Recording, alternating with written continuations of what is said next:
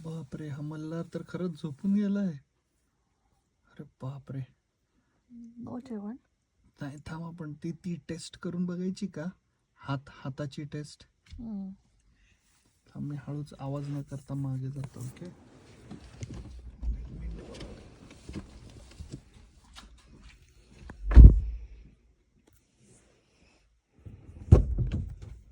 हे बघ, प्राची टेस्ट एकदम सिंपल आहे.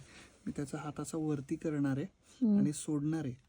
जर त्याचा हात असा खाली पडला तर तो झोपलेला नाहीये, तो प्रिटेंड करतोय. आणि जर त्याचा हात असाच वरती राहिला तर तो खरंच झोपला एकदम गाढ. ओके. मी त्याला उचलून नेल. Okay, ready? 1 2 3.